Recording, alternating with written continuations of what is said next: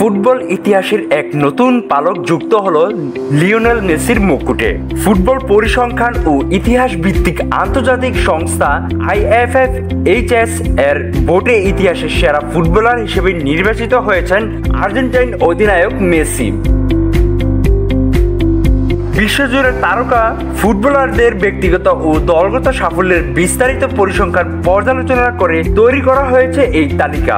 মেসির ক্লাব পর্যায়ে Barcelona, PSG ও inter Miami হয়ে পারফরম্যান্স, সঙ্গে আর্জেন্টিনার সিনিয়র ও অনূর্ধ্ব 20 দলের হয়ে অর্জন সবকিছুই বিবেচনা এনেছে সংস্থাটি। এই তালিকায় দ্বিতীয় স্থানে আছেন ব্রাজিলিয়ান কিংবদন্তি পেলে, আর তৃতীয় স্থানে আছেন আরেক আর্জেন্টাইন মহাতারকা ডিয়েগো ম্যারাডোনা। আরও এক আর্জেন্টাইন কিংবদন্তি ঠাঁই পেয়েছেন সেরা 10-এ আলফ্রেদো দি স্তেফানো।